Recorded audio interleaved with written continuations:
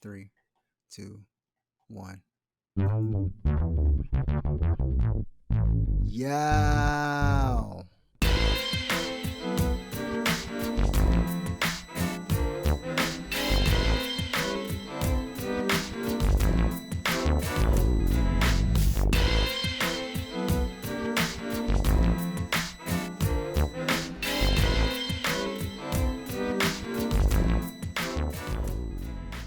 Ladies and fellas, women and men, it's about that time for the Torchy Andretti show to begin.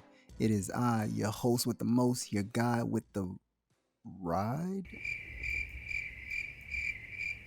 Listen, man, y'all know what I'm trying to say. It's me, Torch, and like always, we outside with it. Now, in case you don't know, today is a very, very, very special day for the Torchy Andretti show. Why?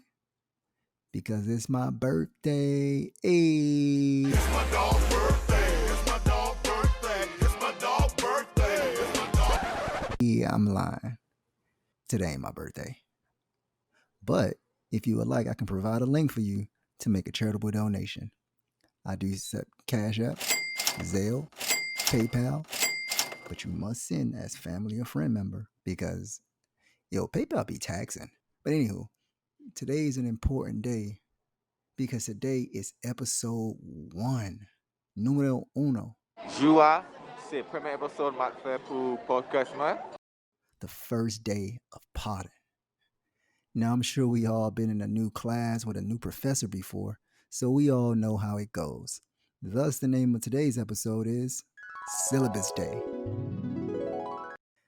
You know, when the teacher gets up in front of the class and basically spends the whole time talking about what they're going to do this year and what you not going to do this year? Yeah, that. Today is Syllabus Day, folks. So take a pamphlet and pass it down. Stop talking in the back. Turn the music down. Jerome, sit down. And let me show you how I'm going to break this down. So now I'm not really sure what kinds of podcasts you've been listening to, but this probably ain't that. Or maybe it is. Honestly, I can't even call it. I just know people got lives to live, and I'm not really trying to keep you from it. Just add a little bit to it.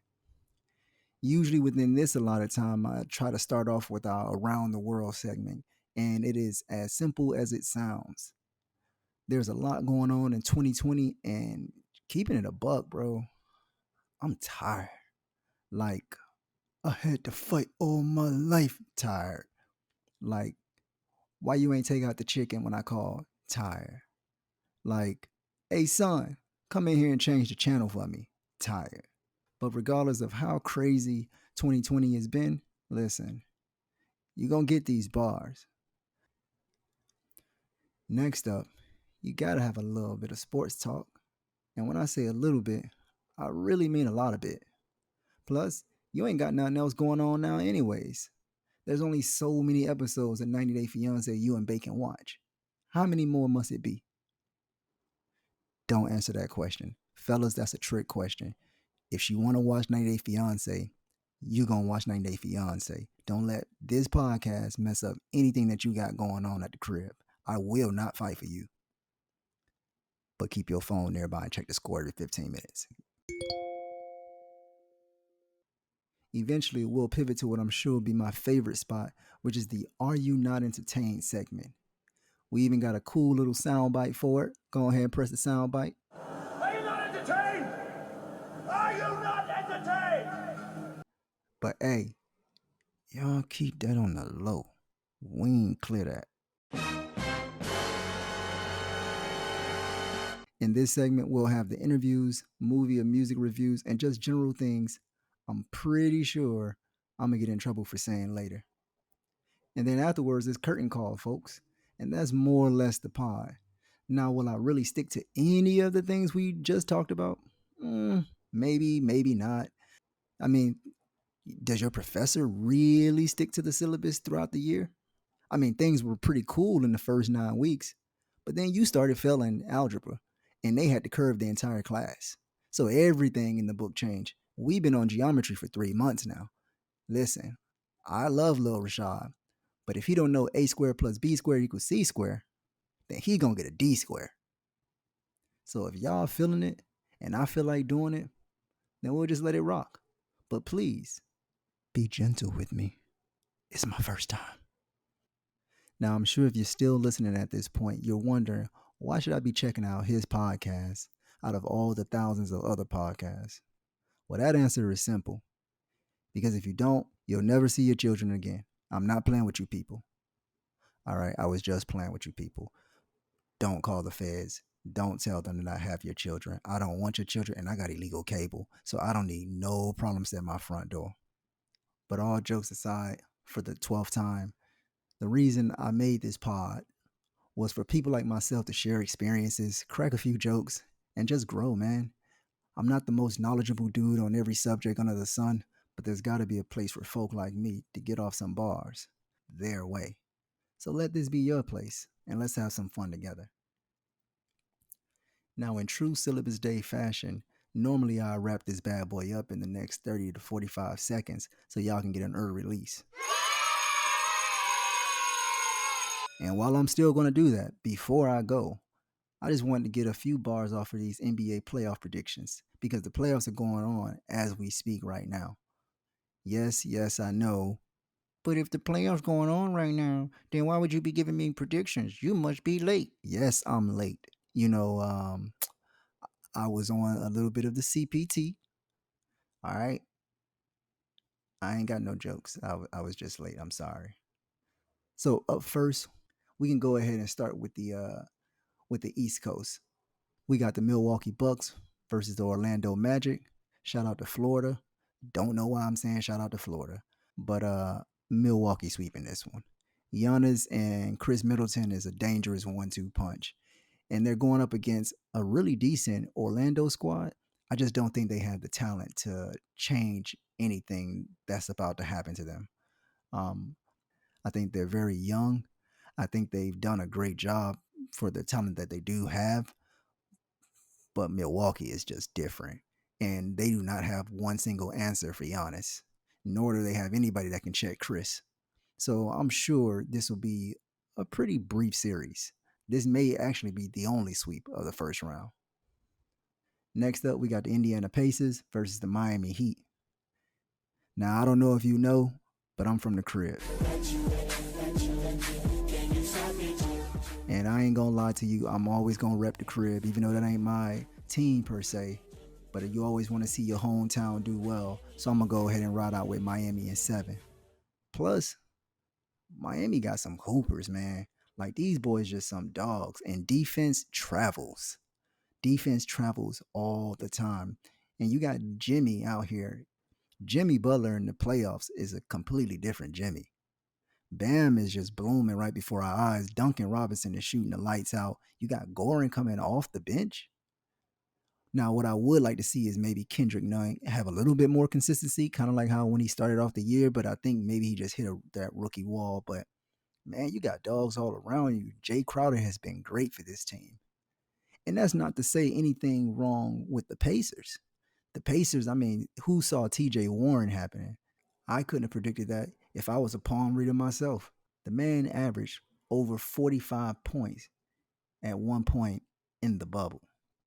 You know what? The bubble burst when he played Jimmy, but he was still in the bubble. Hell, he put 49 up on the Lakers as if they didn't have a top 5 defense. Now, their bubble defense is a lot different than their regular season defense, but you get the point. Malcolm Brogdon, great player, like just solid, like always, completely solid. Miles Turner, Sabonis has been great, and you have the return of Oladipo. But I really think Jimmy putting clamps on TJ is going to change things. I won't say he going to lock him down the entire series, but he going to have to work for them buckets. It ain't going to be those easy, cool, nobody checking you because we don't believe in you no more. You done provided the footage, sir. Now it's time to either go get buckets or go home. Also, we want to give a shout out to Derrick Jones Jr. He got hurt right before the playoffs happened. You hate to see something like that. Wishing him a speedy recovery. Next up is the Boston Celtics versus the Philadelphia 76ers. And what should be a relatively easy matchup, I got Boston in 6. The only real issue that it'll be, well, is it going to be a Tatum series or is it going to be a Jaylen Brown series? Sometimes I think they kind of battle with each other.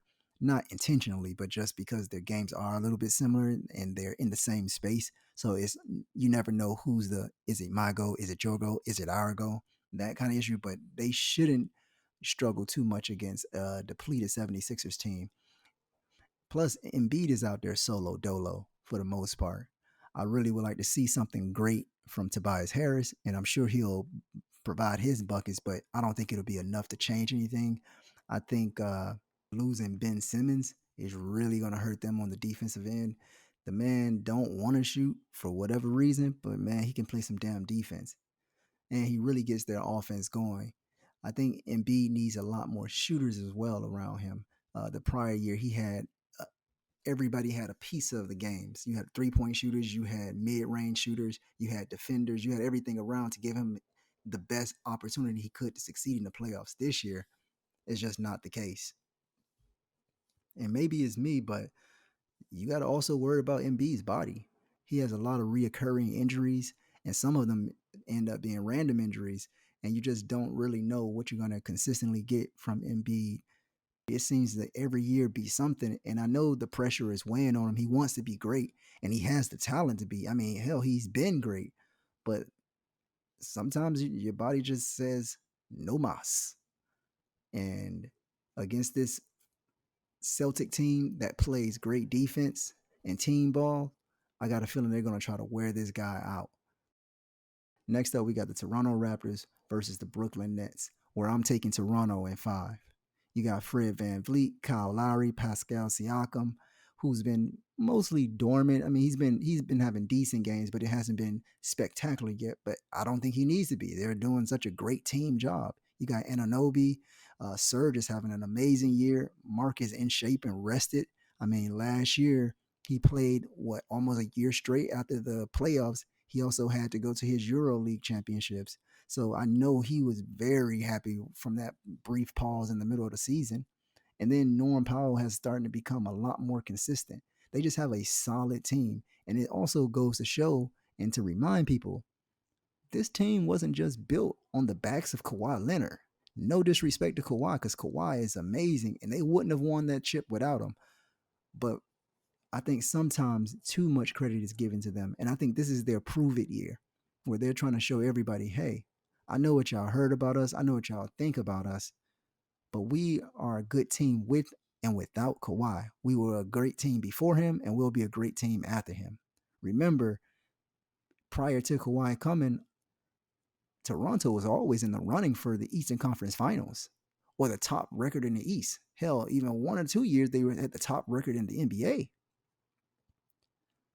In the case of the Brooklyn Nets, you know, Karis LeVert is just kind of like the last name standing at this point. The boy is balling. He's playing some inspired ball in this bubble.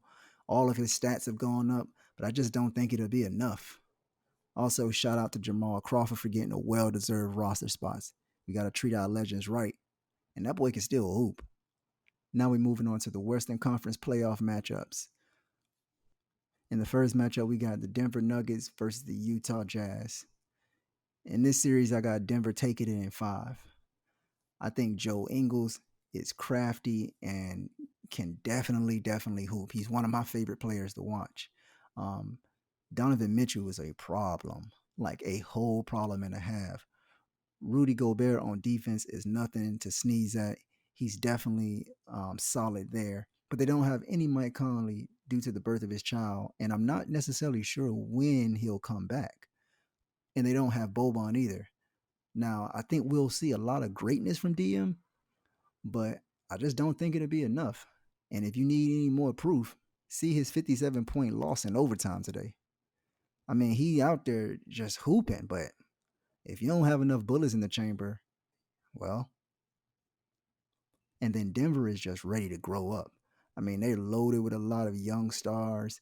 Michael Porter Jr., Jamal Murray, he's a whole problem and a half. Jokic is going to work. I mean, they just got the bodies for it, and they play so well. That is such a well-playing team with a dog mentality. They do not quit. They fight. They scrap.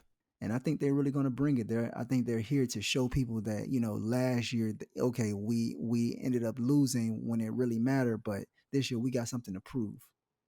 Then we got the Houston Rockets versus the Oklahoma City Thunder. I guess people are calling this the revenge series. I got OKC in 6. Um, Now that's if Russ doesn't play. Russ has, I believe, a quad injury, if I'm not mistaken. So that would be my guess if Russ doesn't play.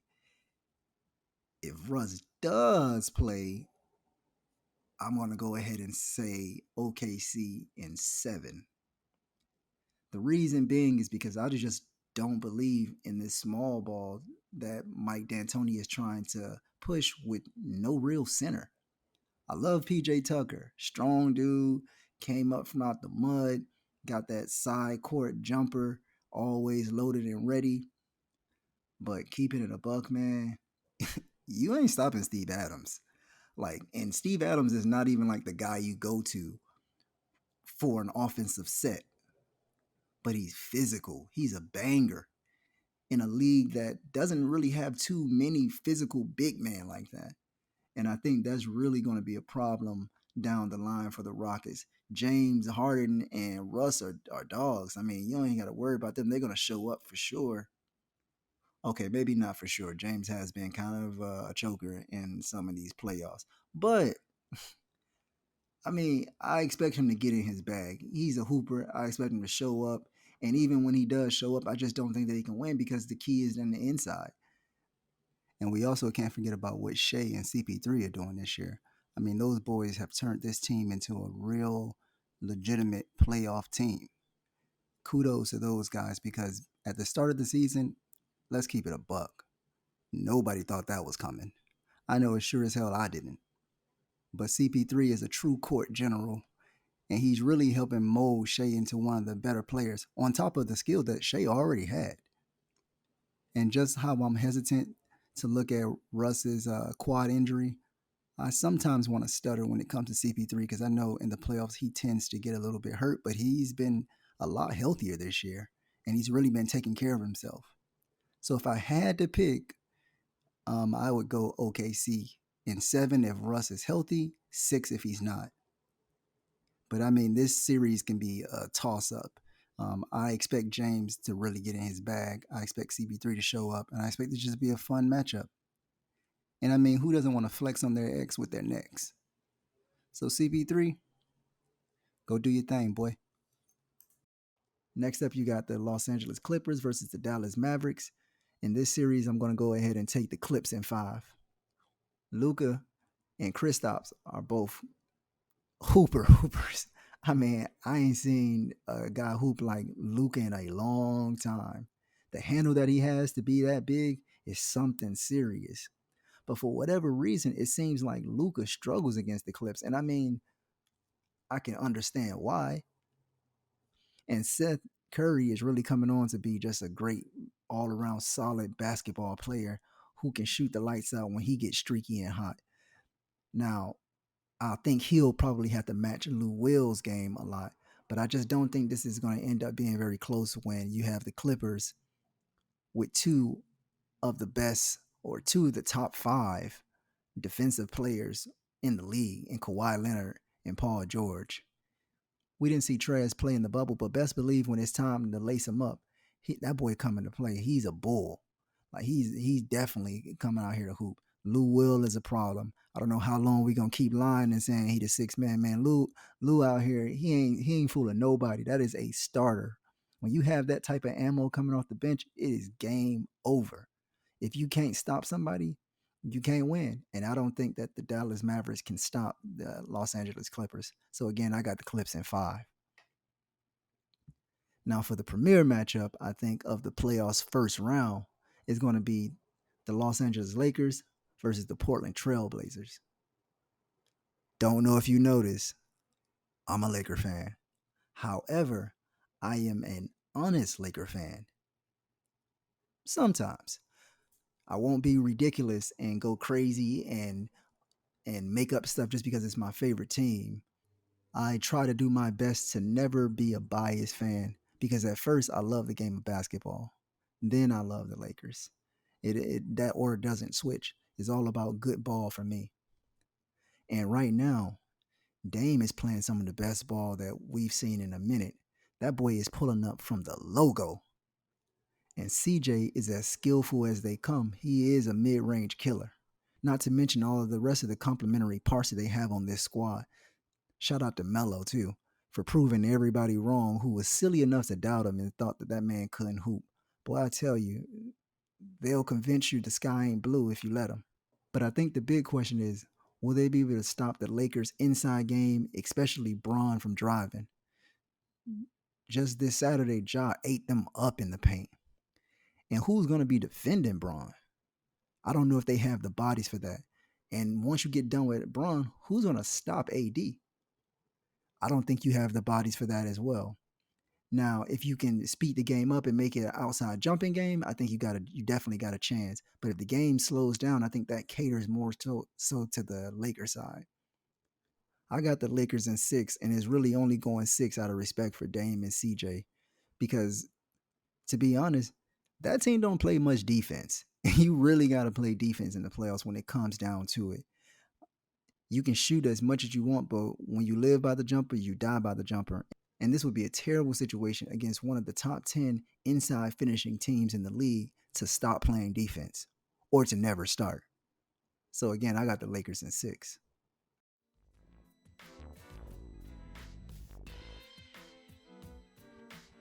And that's my playoff predictions. I hope everybody had a great time on this first episode. Share this with your friends, your mama, your granddaddy, your coworker that talks way too much, that one guy at the gym who remembered your name but you never remembered his, but you still nod and say yo every time you see him too. I'll do my best to keep trying to get better at this, and we'll do our best to keep trying to improve society. Wear your mask and arrest the cops that killed Breonna Taylor. Peace.